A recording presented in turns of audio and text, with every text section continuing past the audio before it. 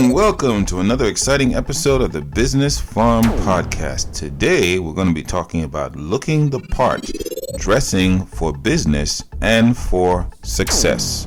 Let's get started. Now, this is the style guide, like we said, for the Business Farm Podcast. And somebody wrote me an email and asked me why it's called Business Farm. Well, things grow on a farm. You want your business to grow. You want to experience personal growth. So we plant you on the business farm, and that's what happens. You grow. So I hope that answers your question, person that emailed. I don't have that email in front of me, so I can't tell you the name. But anyway, let's move on to the African Entrepreneur Men's Style Guide. Now, you see some people, they dress, like boys. They don't dress like men.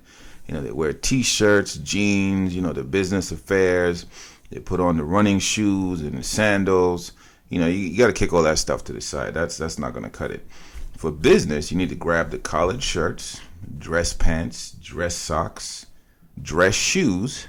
And this is the uniform that you're going to need to look like a businessman and to fit the motif of a stylish African entrepreneur.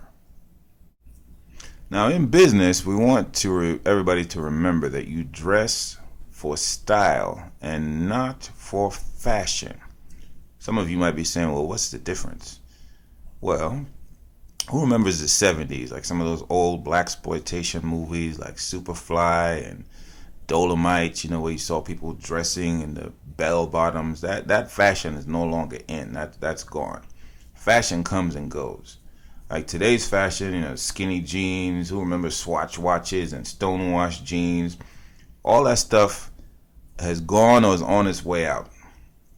Style is forever. Fashion comes and goes. So you want to look like that dapper.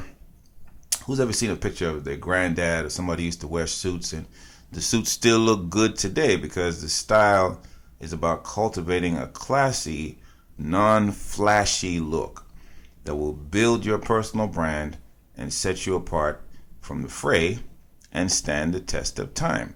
Because at the end of the day, you have to build a personal brand. That's a look that's unique to you. So when people see you, they say, that's so-and-so. Who knows that rapper that's out now called Jadena?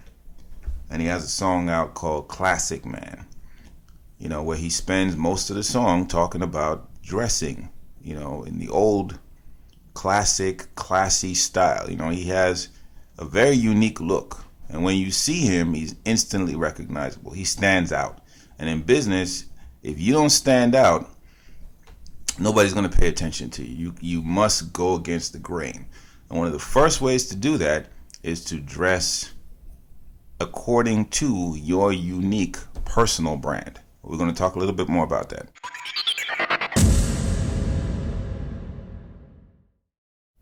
This podcast is brought to you today by AfricanKnowHow.com, African Know-How Magazine, the home of the African entrepreneur, where you can get all the resources you need to start, run, and grow a successful business. Visit us today, and the website is AfricanKnowHow.com.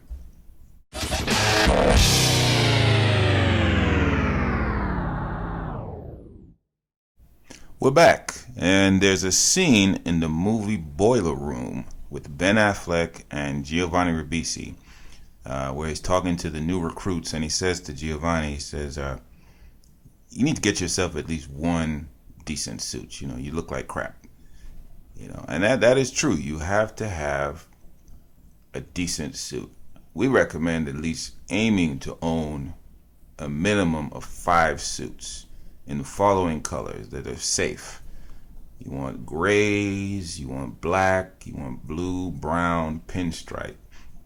These are safe colors when it comes to suits. You don't want hot pink, you don't want neon green, you don't want to look like a pimp. You want to be taken seriously. So, like I said, the safe colors you're going to be looking for are the grays, the blacks, the blues, the browns, and the pinstripes. So like I was saying, you want to look like Barney with your suits, the purple dinosaur. You want to be taken seriously. You also have to have long sleeve shirts. These are considered way more dressier than short sleeve shirts. Avoid all short sleeve shirts when wearing a suit.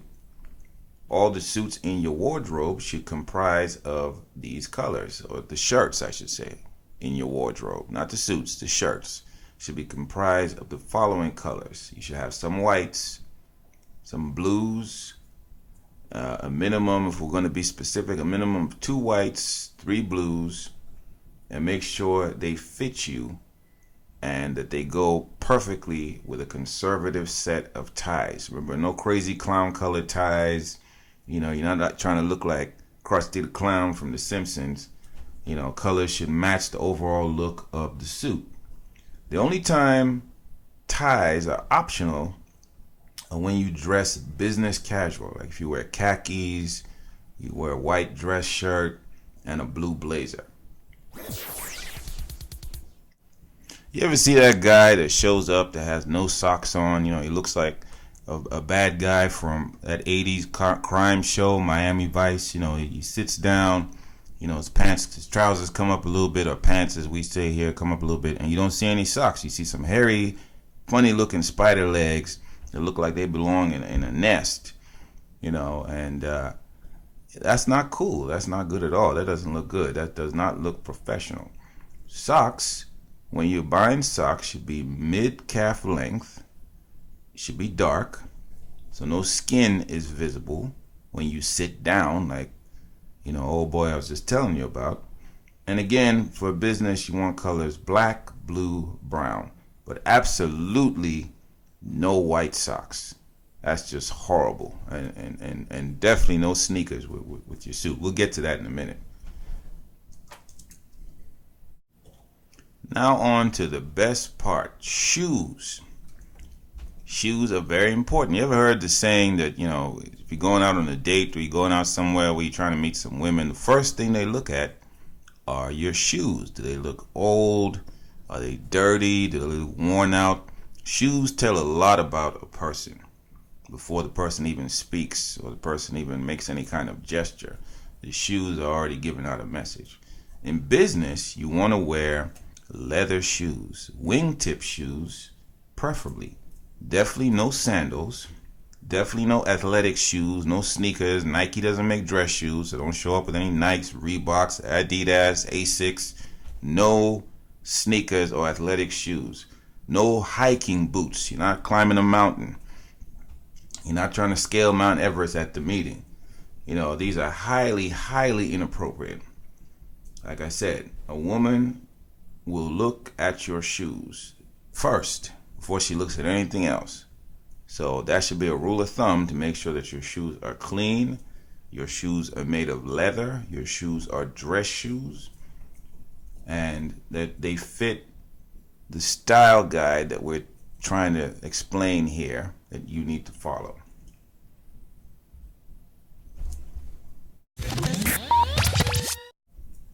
Now, belts and shoes go hand in hand. Belts must match the shoes in terms of the color. So for instance, if you're wearing brown shoes, then you must have on a brown belt.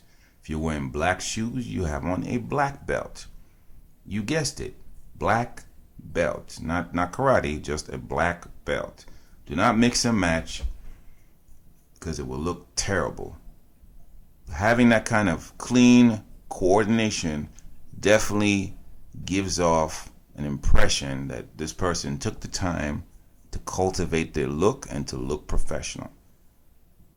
Now, as far as grooming, you can't show up with a mohawk looking like Mr. T or like Carrot Top, some dreadlocks, some twists, some braids. You can't show up looking like that. You have to be clean. Hair should be clean shaven. If you have a beard, it should be trimmed. Your hairstyle should be clean cut and neat. Mustache and goatee also, like I said, should be trimmed and edged so you look professional, you look crisp. Fingernails should be cut short.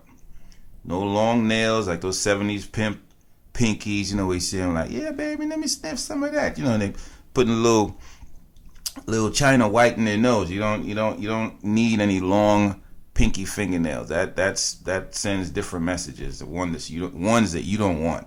So having a clean cut look, especially when it comes to your fingernails, implies cleanliness and stability. Now, stability in business is a great thing. So you want to give a look that implies that you're stable, that you have a concrete, solid foundation. Stability means that you're not a fly-by-night operation. You know, the business is going to be here tomorrow, especially if you're coming to a place for the first time where they don't know you, because people do business with people they know and people they like. So having a look of stability in terms of putting a lot of effort into your appearance inspires confidence in the client or the prospect that you want to become your client. So these are all things to consider when putting together your style guide that's going to create your personal brand that's specific to you. Have you heard the acronym KISS, which means keep it simple, stupid? So unless you're married, avoid rings and chains altogether. That rapper that wears his chain on the outside of his suit is unacceptable and incredibly unprofessional. If you show up to a meeting looking like that, you will not be taken seriously and you will kill your first impression.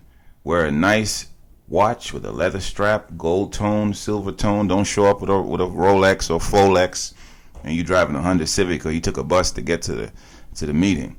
You want to look genuine. Focus on being genuine, look upstanding, trustworthy, and competent. And it's all about cultivating the look that says executive material. That's all you need, and that's all we have time for. Business Forum was brought to you by AfricanKnowHow.com, the home of the African entrepreneur.